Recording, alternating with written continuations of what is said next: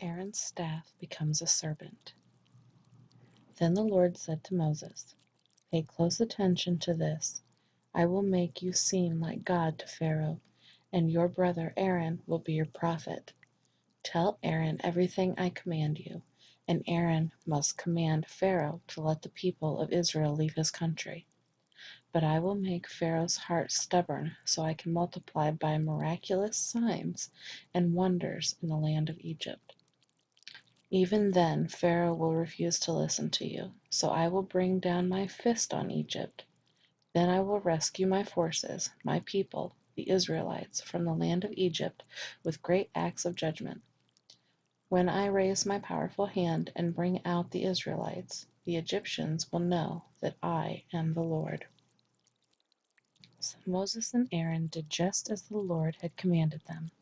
Moses was 80 years old, and Aaron was 83 when they made their demands to Pharaoh. Then the Lord said to Moses and Aaron, "Pharaoh will demand, 'Show me a miracle.'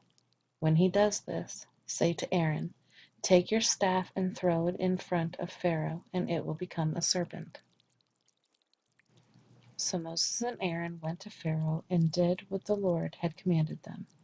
Aaron threw down his staff before Pharaoh and his officials, and it became a serpent.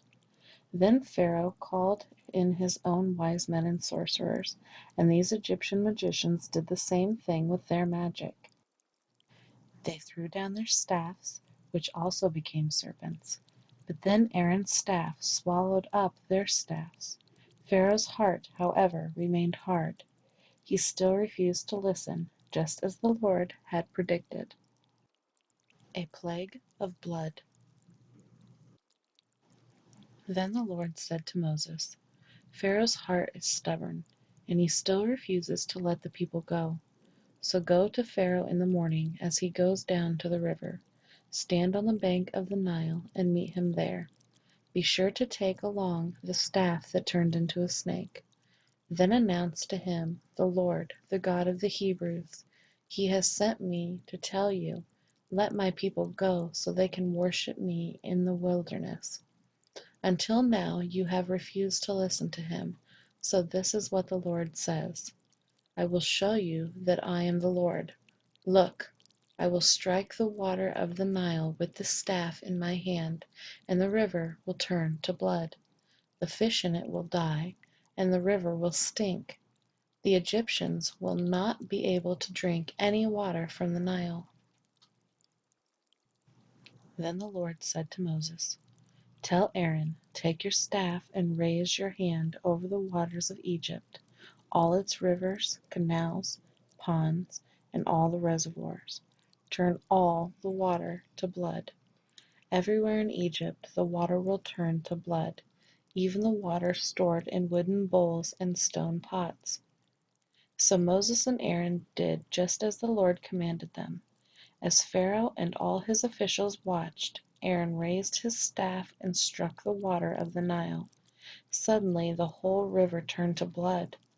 The fish in the river died, and the water became so foul that the Egyptians couldn't drink it. There was blood everywhere throughout the land of Egypt. But again, the magicians of Egypt used their magic, and they too turned water into blood. So Pharaoh's heart remained hard.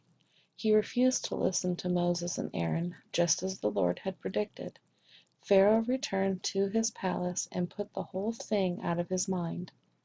Then all the Egyptians dug along the river bank to find drinking water, for they couldn't drink the water from the Nile.